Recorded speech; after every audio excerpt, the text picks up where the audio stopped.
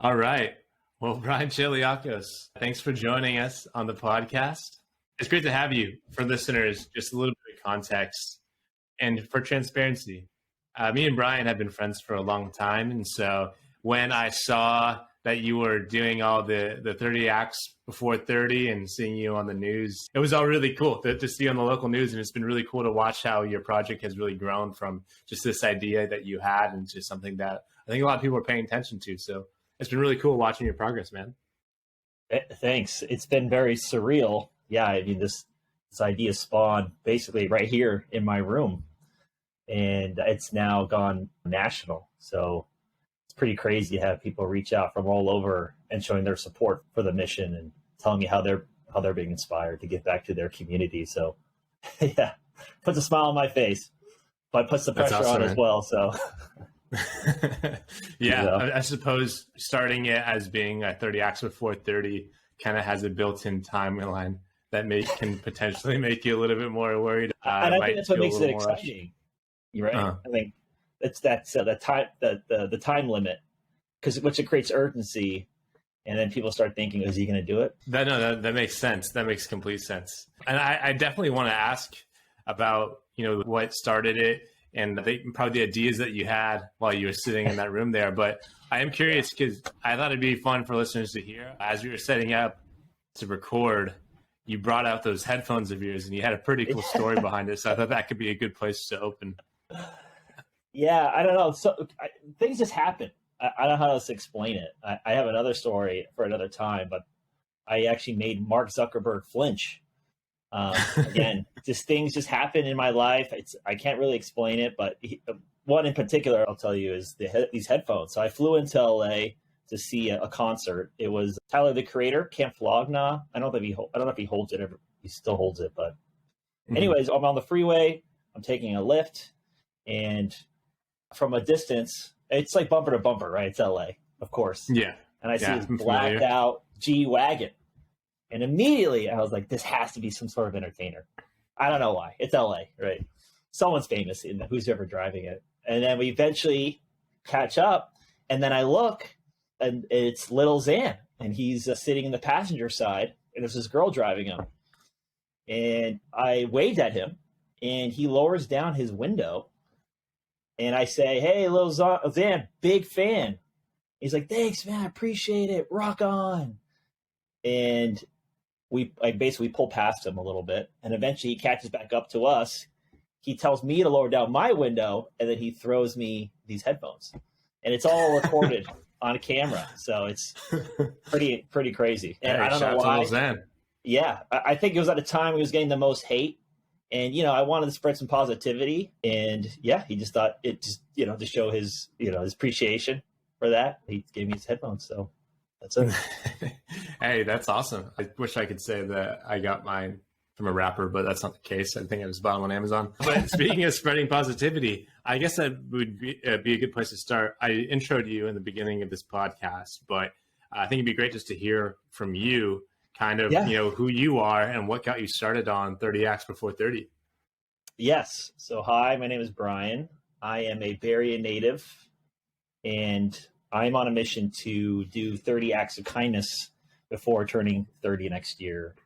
And really the impetus behind it was I had just turned 29, and I was feeling a little anxious about turning 30 next year, and because of all the expectations that come with it, right? You need to have, be stable in your career. You're going to have to get a house, maybe be married and having a family. So that kind of put me in a little bit of a crisis. And to calm myself, I went old school. I actually took out, I wish I still had a sheet of paper, and I started to write down all the things that I was grateful for. Started with family, friends, career, education. And as I was doing it, I came to the realization that every wonderful thing that has happened to me was thanks to the support and generosity of others. So really right then and there, I decided that I wanted to put that gratitude into action by doing acts of kindness in my community. So that's the backstory. Nice. And I don't have that paper. I know. I wish I did. I didn't have the foresight Because when I hatched the 30X by 30, again, I didn't realize how big it was going to get. I just assumed it was going to, again, start small. But, for my first act, I went big, and then that kind of built that momentum. So, yeah, I suppose maybe it would have felt a little bit strange if you went really big for your first one, and then you were like, held the door open for someone at the supermarket was like, there's number 2. I know. Well, technically my first was super small. I don't really count it now, but I made actually flan, a small batch for my local fire station here, and yeah, I just had this idea that I wanted to give back, especially our first responders. Also, our essential workers as a whole. But those are the first essential workers I gave back to. I made sure to get permission. I read, I made sure to Google it beforehand. Can I just show it with food? And it was like 50-50. Some were like, no, because you might be crazy. There's been instances like across America where they got sick. Some like old grandma, like an old lady brings like tamales and they got diarrhea. So I ended up emailing the fire chief, cold email, and it got forwarded to the local fire captain for the station. And he responded saying, hey, love to accept your flan. So made the batch, walked it over, and just showing that generosity and seeing their appreciation in return really gave me this idea to want to go bigger and better and to give to actually every firefighter. Because I was just taken back. I mean, here they are, first responders are going to danger, right? And we're always just assuming, right, this is their job. But you remember, there's people driving that fire truck, they have anxiety as well. They don't know what's going to happen. But when we need them, they're there. And, just from that experience, it shows that they're not as appreciative as they should be. So sure. It was really touching. And it's cool to see how, I'm sure that interacting with them kind of gives you the perspective of oh, even though you were thinking of, I'm going to show my appreciation by baking them flan and taking it to the fire station, I'm sure, handing it out to them and hearing their names and their stories, I'm sure it even fosters a deeper sense of appreciation. Oh yeah. I got in that fire truck as soon as I said, can I, for the first time? Oh, and why flan? It's a popular Latin dessert that I grew up making with my mother. So I'm half Peruvian, half Greek. So, and you knew that food was going to be a pretty big part of it from the jump, right? That was your initial vision for the project was you wanted to be a lot of food-based stuff, correct? Yes, initially, but that has changed a little bit. But growing up, food was our way of showing kindness to others, right? Whether it be like a church picnic or a birthday or someone was sick, we would just make them something, bake them something. I committed to it without knowing how I was going to pull it off. That's how ambitious I was. I knew from the get-go that there really isn't an obstacle I couldn't overcome because I am trying to do good for others. It's as simple as that. So that has carried, that sense of delusion has helped me tremendously to pull off these other acts of kindness we can get into eventually. So what I did was, my mom shops at a food delivery, uses a food delivery service called Good Eggs. So once I committed to giving flan to firefighters, I remember seeing their box in our kitchen because she just ordered. And I go, oh my gosh, what if they provided the ingredients for me? So I have a background in sales, so that's how I know how to reach out cold and craft the email. So just FYI to everyone. So what I did was I reached out to the communication director for Good Eggs. It's part of the public relations departments. And doing some research, I found out they're responsible for giving out donations if they do that. And yeah, after one cold email, this woman, she said, yeah, we'd be happy to help. Again, no credibility. I was just some random guy sending an email asking for free ingredients. Every now and then I just have to stop and smell the roses. It's like that inherent level of trust, right? We have to. It's a society. Right? We have to believe each other. We're all. So anyway, super astonishing. They said yes. They provided over $1,500 worth of ingredients. I was able to make 400 individual flans and deliver them across a 2-day period to 32 fire stations all over San Jose, California. And it was, I know San Jose well now. every inch of it. Yeah. That's awesome, man. And it's really cool that the firemen were your first people you decided to target because, that after coming out of the past 2 years, you really see how essential those essential workers are. So I'm sure it was great to show them some appreciation. And I guess the next question is for you would be what is there a target group that you're trying to target with these good deeds? Is there any type of general theme that you're trying to go for? Yeah. So initially, no, right? It was just doing good for others. But when I gave to the local fire station, I decided that I wanted to give back to all essential workers. Those were going to be the focus of my acts of kindness. Because again, coming out of the pandemic, they have gone above and beyond to keep this community moving. So rather than just doing something small, I figured, how many people can I give back to? And so far, it has been pretty good. In the hundreds, at least. So you've done the flan, and then what other acts have you completed so far? Yes. So coming off that experience, it really gave me the motivation to think of bigger ways to make an impact in my community.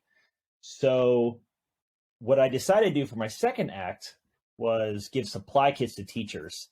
And I wanted to give supplies after I came across an alarming stat that last school year, teachers spent on average $750 out of pocket for school supplies.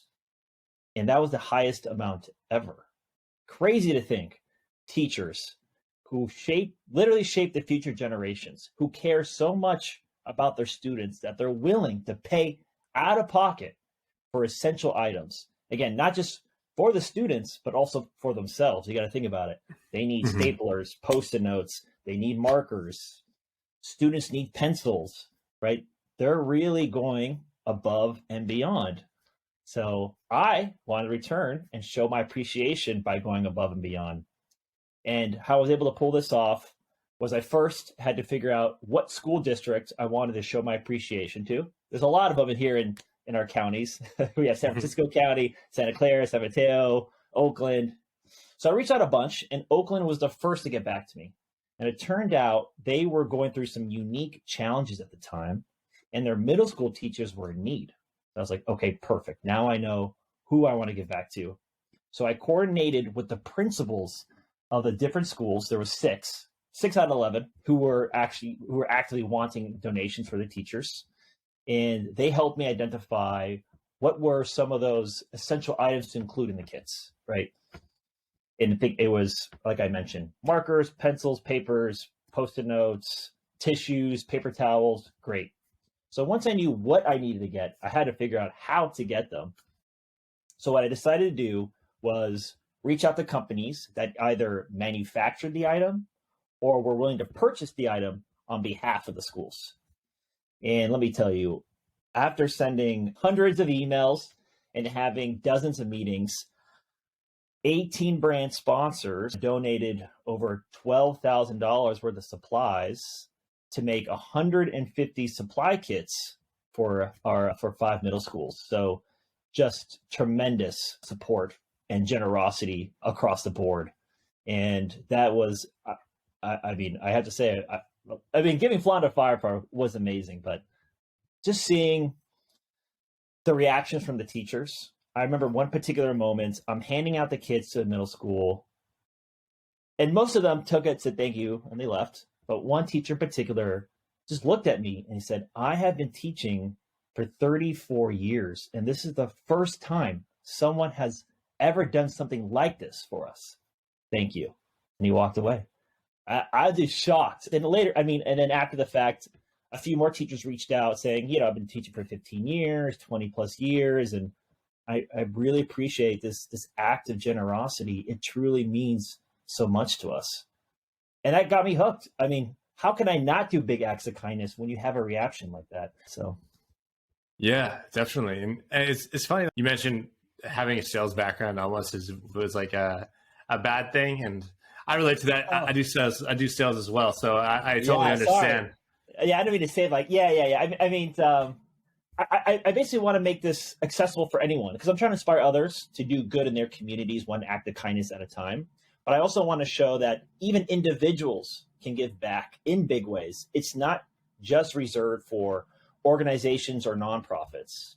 So I kind of want to empower anybody to do what I'm doing. And that's really important to me. So on my Instagram, 30x by 30, I really open up the kimono, so to speak, and show you exactly what are the tools and the processes that I do to pull this off. Because again, I don't want to gatekeep. I want to make everyone realize that this is possible. Right? Of course, it takes some determination, some creativity, and free time. But really, we have the power to make our communities a better place. No, totally. I completely get that. I think that's a good metric to have in place. I know what I was saying was just like having the sales background. It's like, it's cool because what you're really doing is like you're leveraging the tools that you've learned. You're learning how to take a cold email. You've learned how to cold call to prospect and to organize yourself and to manage all these different meetings and calendars. Then you're able to use that for good. I think that's a really awesome thing. That I think when you're doing sales, you don't necessarily feel like. I mean, I feel like it's good for talking to people. Like you learn how to talk to strangers better, but it's really cool to see that those skills can be put to use in bigger ways than just selling a product for a company. Absolutely. And I agree. I haven't done any cold calling yet, but cold emailing has definitely proved to be successful. But yeah, most of these skills are transferable. I mean, I look at some of my colleagues who are just brilliant, not just in sales, engineering, and data science. There's so many unique ways you can show acts of kindness. You'd be very surprised. I actually did talk to my coworker about this, who is a data scientist, and he had some pretty cool ideas to help small businesses with their inventory, just to do it, which is pretty amazing. So yeah, my background is in tech, and with tech, it brings a lot of great backgrounds and a lot of brilliant people. So I would love to just kind of peel off some of that and apply it to how do we help our community as well, as opposed to optimizing certain metrics or pushing the envelope just a little bit further with a new feature. Yeah. Because you look around, there's a lot of people who need help, and don't just expect that the city or organizations to do it. We can do it as well. Yeah, and then the what have you done for me lately question has a completely different ethos. When you're not trying to make sales, it's more just like what communities have been appreciated that I can show appreciation for. I love that. That's right. One of the questions I wanted to ask you was, because you mentioned earlier, like you're not trying to gatekeep, and if you go on your Instagram or your TikTok, you're showing, hey, if you wanted to follow this plan that I'm doing and get these sponsors involved, here are all the steps. You peel back the layers. But I thought it was kind of funny. I'm sure you noticed this too, that you kind of get flamed a little bit in these comments saying that you're being like fake sincere. And I was just kind of curious, what you think about that. Yeah, so that's a thing. It's like a double-edged sword. I mean, people say, why do you need the publicity? And to me, the answer is actually really simple. You're able to inspire way more people outside your community. And I have proof for that, because I don't want to say my last act of kindness went viral, but it did get published on every ABC station website and social media page across America. So that was pretty extraordinary. I had actually no idea that was going to happen, especially when I was working with the reporter to cover the story. It was more of like a surprise.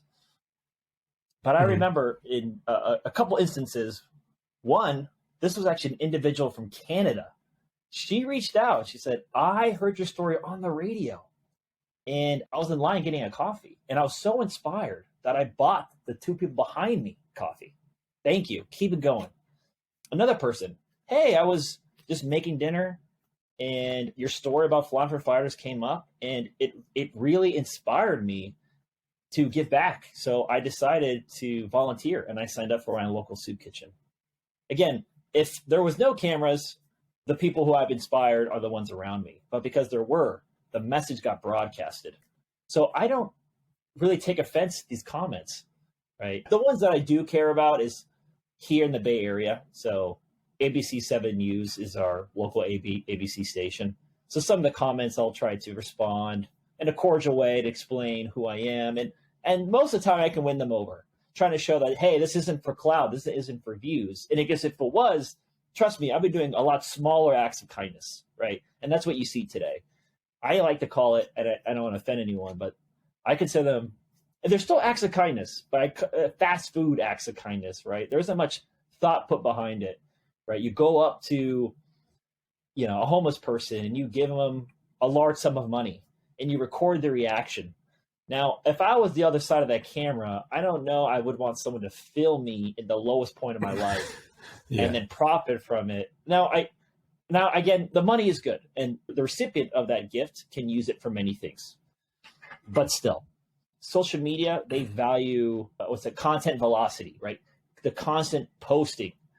And again, like, I'm not here to go viral in that sense. So I spend like weeks at a time to post something, to give short updates, because that's not what I'm concerned about. My concern is, how can I do the best job possible for the people that I'm trying to give back to, right? I really try to be thoughtful in especially the gifts that I give. We have flan for firefighters, we have supply kits for teachers, and now we're doing care packages for animal shelter workers, right? And also, you got to think about the items, right? I always go for the most high quality. I want something that can be used again and again, right? This isn't one time, because I want them to look back. If a nice stapler that costs $30 and they're still using it, they're going to see on their desk and they're going to be reminded of that act of generosity. And again, if you're reminded by it, you're probably going to do an act of kindness for someone else. So it's a gift that keeps on giving. Yeah.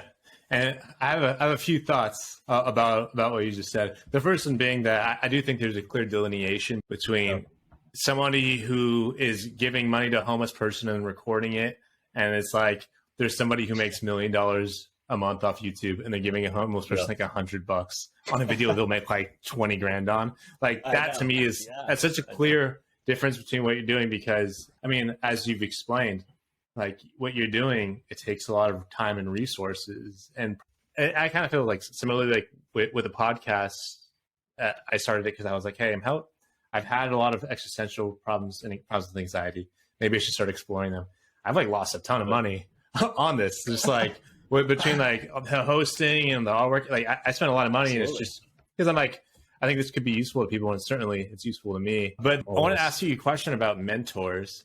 So I recently wrote this piece for Medium called Cyber Mentors, Teachers of the Internet, which is basically this idea that like I didn't personally have a lot of mentors growing up. And so I found a lot of my mentors on the internet, like reading blogs, reading their books, watching YouTube videos. And I felt like I was able to learn from a lot of people over the internet. But when you're talking about your 30 acts before 30, you said that it started because you had all these mentors in your life that really inspired you. And oftentimes did it at probably an inconvenience to themselves at some point. So I was just curious, what are some lessons that you've learned from those mentors? So there's two that comes to mind. The first, it was actually my first internship in college. It was like an advertising tech company, and CEO at the time, he was big on giving back. So this didn't happen then, but fast forward, it was actually January of 2020, like right before all the pandemic happened.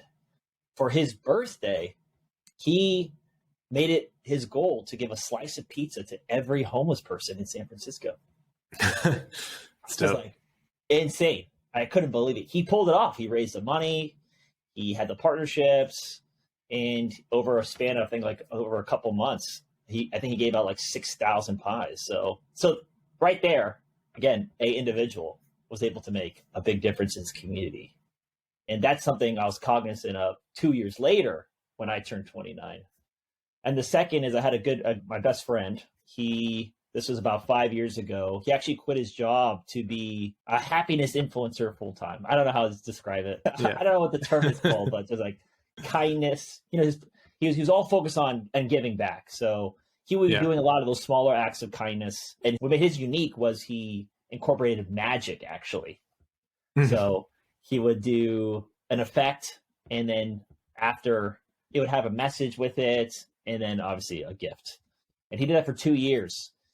Very successful at it. Ended up getting on, like, doing like a web series via Ellen Tube, believe it or not. It was like Magic Moments by Jakes. And every week, he would hear someone's story and then offer them, whether it be money or a gift or whatnot. So he did it more so on the smaller end, of course, but seeing those two give back in their own way really inspired me to do what I'm doing today, right? There's many other things involved, but those two just showed me that, hey, it's possible, but now it's up to me to do it my own way and then go bigger. So, yeah, no, that makes a lot of sense. And I think what your story has kind of made clear to me is that one person can actually make a pretty big difference. And it reminds me of this conversation that I had with John Gorley, who's a singer from Portugal, a man. I had him on a few weeks back, and I asked him a question around, like, do you ever worry about isolating an audience? Because he's somebody the band's very politically active. They take political stances on things, and a lot of them have to do with giving back to indigenous communities. Okay. And what he basically said is, like, you don't need to focus on changing the planet necessarily. If your thing is, well, like, you want to stop climate change, it doesn't mean you need to stop flying forever, or that you need to be Greta Thunberg. Is that her name? Yeah. Oh, Leonardo DiCaprio. I mean, yeah, for sure, man. Yeah, I mean, he's his own. That's his whole can of worms. But like, yeah, you don't have to go big. You don't have to think to make a difference. I need to be this person. It starts small. It starts with yourself. Quite frankly. Yeah. Yeah. Then your community is just, you walk outside, and that is your community, right? So it's like, if you can focus on direct impact through community, I think it's a more realistic approach, but also it's like, to your point, like, when you see that your kindness is paying off and spreading, or you get that feedback loop of, like, they react to your kindness, it makes it a lot easier to keep going, I imagine. Oh, absolutely. Kindness is addicting. People need to realize that once you start, you can't stop. It grows. I mean, start small, but you'd be surprised where it'll take you and the impact it's going to have on someone else. And that's how it's completely transformed my life. I mean, as you've witnessed, Johnny, I mean, you've seen it from zero to where it is today. And I had no idea who would see it, what people will say. I freed myself from all this expectations. This experience has given me the most happiness, peace, and purpose in my life that I honestly am no longer afraid. I really feel fulfilled.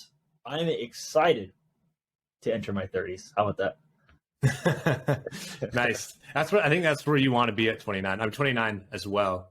And excited for 30s. I'm not sure if I could say that, but it's been fun, and I've appreciated the ride to getting here. Maybe I should be nice to people. Yeah. And I think the pandemic has forced us to become more isolated, right? Just not to get other people sick. And I think in turn, it's kind of infected us psychologically, where I see people have become more self-absorbed. I mean, can't blame them, right? When you're just in your room all day working, it's always about me. But coming off of it and doing this mission has really opened my eyes, right? It's kind of shifted my mindset from a taking to a giving mindset, where I'm constantly searching for opportunities to serve others. And just having that switch in mindset has really made me less anxious. It's made me happier, because when you give, in a sense, you're also receiving, because it's just almost like filling your soul. We talk about finding a sense of purpose on this podcast quite a bit. And it seems like that may have been what you have stumbled into, which is to say that, like, it's surprising that I think the more that I've explored the topic of, like, what does it mean to find purpose or meaning in life, it's really compelling how often that people tend to find that it's within servicing others that they actually end up servicing themselves. Exactly. Big spoiler alert. It took me all this time. Yeah. But I found it eventually. I realized it. So, it's never too late. That's awesome, man. I had a couple more questions for you that are more general questions that I ask everybody who comes on the podcast. Sure, man. I'm definitely curious to hear your perspective. So I kind of phrase this one as in like a really short sentence, what's bothering you? But you could think of it as, like, what is it about the world today that maybe you don't like? And then what do you think is a potential solution for that problem? Yeah. How about the hustle culture? Huh? We've all heard it. We've seen it, especially working in tech. Yeah. If you're not waking up at 4 a.m. and drinking your kombucha tea, or you haven't sold a company by 30, you're behind. I don't know what's perpetuating this or how it spawned. Maybe because we glamorize all these tech founders. Again, we live in this bubble, so I can't speak for any other industry, but that's really irked me. I mean, I fell for it too, man. I was, I love Tim Ferriss, the 5-hour work week, but I gobbled it up right out of college. I was just always trying to optimize, how do I do this better? And meditation is great, but I don't know, all of it. It just started to irk me after a couple of years, and I just try to question, like, why am I doing all this? For what purpose?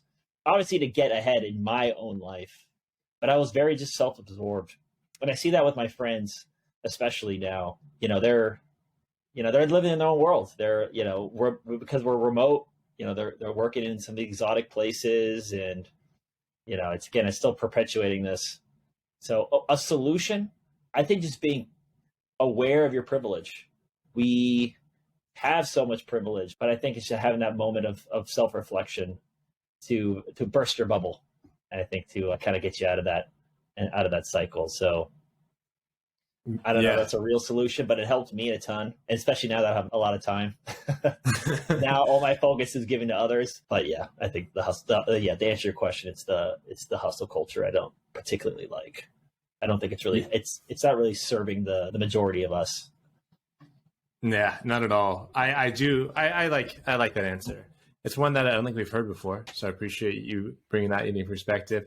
Hustle culture for sure. Yeah, so it's one of those weird things, because I think when you really scale it back, I feel like hustle culture feels like I'm rushing all the time. Yeah. And, it's like, I got to do this, and then I got to do this right afterwards, or I got to spend all this time doing these things. And then it's like, when you really zoom out, what you're rushing towards is death. When you really think about it, it's like absolutely. What is all this working towards? And I understand the bad hand that I think a lot of this generation has been dealt. Like, I don't know. I have like one friend that has a house, and like my parents, when they were my age, and all my parents all had houses and families by this time. So it's like, for sure. I understand wanting to have these things, to be able to provide for a family, to have comfort in your life, and needing to work for it. But at the same time, I think there's something really perverted about the system that is used. At the end of the day, it's like it's a product of capitalism, right? It's like we're in a neo-capitalist society at this point. So I understand it, and it's not something that should be glorified, I don't think. No, and everyone does it to retire. Especially in tech, they always say, "I want to retire early. I want to fat fire, achieve financial independence, retire early." That's what it stands for. And fat means you want to have a lot of it. But then I always ask the question, what are you going to do with all that free time? What do you mean retire early? Do what exactly? And most, again, drawing from my small sample size, they haven't really thought that far. You got really smart people, but they're so focused on, fat firing that they forget what happens when they reach that goal, when they cross that finish line. I look to my parents, and if you don't have something in mind, then work is it. That's your sense of purpose, which is scary, to be honest. I don't know if this is related at all, but I have a close friend, and I remember talking to her father. He did really well in his career.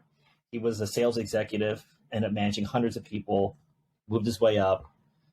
And I don't know how this came up, but he was saying, like, hey, after thinking he's made all his friends in his career, after he's retired, he hasn't heard from most of them. And it tells him that the people who matter most is your family. So we can spend all this time hustling and building our network, but when it's all said and done, the people who matter most is your friends and your family, both. But like your mother, your father, your brother, your sister, because those are the ones who are going to stick around. So that just resonated with me, and it kind of took the pressure off. I almost took the foot off the gas. I wasn't so hyper focused on my career, and I was more hyper focused on the relationships and the people around me. I wanted to make sure that I, have left a good impression, and that's been my, it's been my new goal. So, yeah, it's a good goal. Yeah, I think one of the things that I think a lot of people struggle with is that work is so disconnected from community. It's something that me and Will Scudder talked about in the last episode. But I'm just saying that because I can't take credit for that revelation. It's something that he said that really resonated with me. But yeah, like work is so disconnected from community, and yet if you don't have the other thing, it's where you get purpose from. Yeah. But if it's not giving you purpose, and then you're hustling towards this thing that's not giving you purpose, it doesn't serve you in any capacity. And like when you think about these people who are fat retiring, did I say that right? Fat fire. They call there's fire. There's fat fire. You know? Okay. Yeah, there might be like fat fire. Who knows? But that's now. Well, all these people are fat firing on all cylinders. Like the thing that I think about is not only is it like, well, what are you going to do afterwards? Because if you don't have an answer, then you probably figure it out. But also, it's like I think that people of our generation, the generations younger than us, are kind of trading maybe that security in life for experiences. It's like you can work through your 20s and 30s really hard and be set for the rest of your life, but then you're never going to be 29, 30s again. And, these experiences that you want to have in life, they're going to be different experiences depending on what age and where you're at in life and the kind of person that you are. So I think that's something that people should be cognizant of.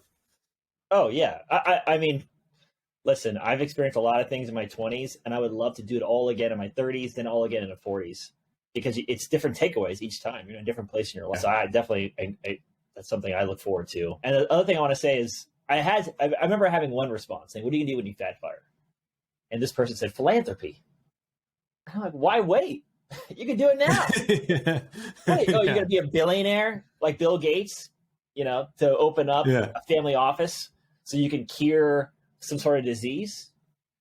Now, I wish you all the best, so that's definitely a possibility. But why can't you help the person down the street? Your old elementary school, right? Those teachers who are there. You can start now, start small, and be inspired. I didn't have to wait. If I told myself, wait until I'm a crypto billionaire, and then I'm going to give all my money away, who knows how long that's going to take, Yeah. No, I love that. Now, start now. Yeah. It's not that hard. There's also so many places you can volunteer too. Like I remember, I used to do some volunteering, like high school and stuff, but I didn't really do any as an adult. And then I had this opportunity to work with this program called the Spark program. And basically what they would do is they'd bring like these kids from like schools that are generally like in low income areas. They brought them to my work. I would just like hang out with them and then like ask questions about careers. I would work on like their homework with them. And it was like 2 hours once a week. And I was like, this is all volunteering is. Like, this is like, I would just be sitting at home playing video games right now. Yeah. And now I get to help this person do this thing. And like, yeah, doing math homework isn't fun, but like you're really helping somebody who looks up to you and you don't even realize it sometimes. And they might walk away from that experience with being like, oh, this one thing I learned from Bryan or Johnny. You didn't even realize you passed on, and you might leave an impact that you don't realize. That reminds me, I used to do some volunteer work at a place called Game Theory. It's in Oakland. And in this particular volunteer opportunity, it was teaching the students how to interview. And I remember I gave this kid a piece of advice. I said, if you don't know the answer to a question, first say, that's a great question, and then pause, which buys you time. Anyways, fast forward a month later, I get a piece of mail, and he wrote saying, hey, Bryan, thank you so much for your advice. I really like the one that you told me about pausing and saying great question. So you're right. I don't know. You'd be surprised. I mean, these are the impact you're going to have. It can be very memorable. For you, it's just normal, right? This is something that, especially in the world that we're in, I think we take some of our skill set for granted. And when we pass it on, we just assume everyone knows. Oh yeah, everyone knows how to use this tool. Everyone knows this process. That's not true at all. That I get reminded by that on a daily basis. I was giving my other friend advice. She was looking for a new job opportunity. She's saying, yeah, like I keep getting ghosted by recruiters. I can't find emails. I said, well, let me see your resume. And she pulls it up. It looks like it's like super design heavy. And I said, oh, well, and she's from Greece. So I said, oh, well, here in the States, this is the resume template you should be using, right? To me, I think it's common. Everyone should know this resume template. That's not the case. Another one was, you can't find emails? Oh, use hunter.io. She's like, what are you talking about? I was like, oh, you don't know that tool? Again, it was just something that I think is ubiquitous, but in reality, it's not. Yeah. I mean, and it also could be like something that your dad has said your entire life. So you've heard it like 1,000 times. And then you just kind of offhandedly say it to someone. It's the first time they ever hear it. And they're like, whoa, what is it? Like, I don't know. Exactly. And as you just give back to others and help others, you'll realize that as well, that you have you've garnered enough knowledge to help others at this point, especially if you're in your like late 20s. You've been working solidly for 10 years. Some people start working there's so much wisdom you can impart. You don't have to be a 6-year-old, that's young, an 80-year-old now, with a beard and stroking it and, imparting wisdom to the young, Today you have the skills to do it. So. Totally. Why wait? All right, Bryan, last question for you. What is a piece of advice that you wish you can give to your younger self? Oh, man. No, I would just say stop overthinking and just do. Put your best foot forward. And I was always so cautious, right? You hear the saying paralysis by analysis. My whole life. Yeah. I wanted to do things perfectly. And I think that I mean, sure. I could have done things. I think I could have achieved the same result faster. But yeah, it's just a constant overthinking. So, and now I don't, give you a practical example. Rather than rereading the same email 6 times, I'll read it twice. And I say, it's good enough. They'll understand. Okay? It's not grammatically correct. I have Grammarly. I'll see some of those yellow underlines. I say, you know what? They get it. Okay? It doesn't have to be perfect. Or if I'm doing a presentation, I don't have to move a couple pixels around. Why? Again, it's maybe to prove myself that I can do a good job. But don't take things too. Another thing is don't take things too seriously. Have fun. You got one life. Take those risks because again, you don't know where it's gonna lead you. So that's my piece of advice to my younger self.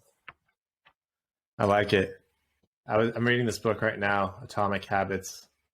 And this is like the most recent chapter I've read, which is she's describing the difference between action and motion.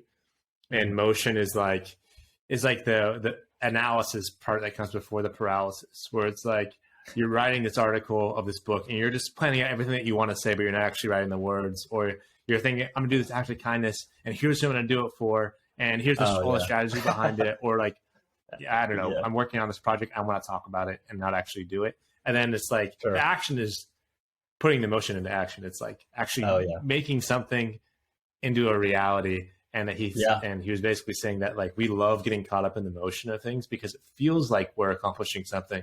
It feels like we're doing an action, but it's not actually. No. It's not actually an action. We're spinning our wheels. Oh, it's the worst feeling.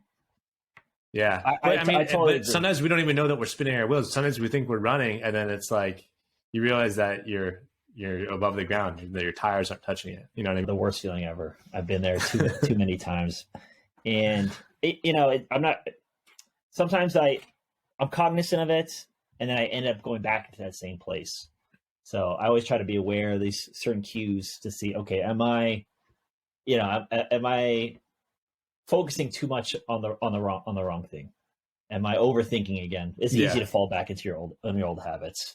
But I totally agree with you. So you gotta have that motion. At least every day do something. And that's so true. Oh my gosh.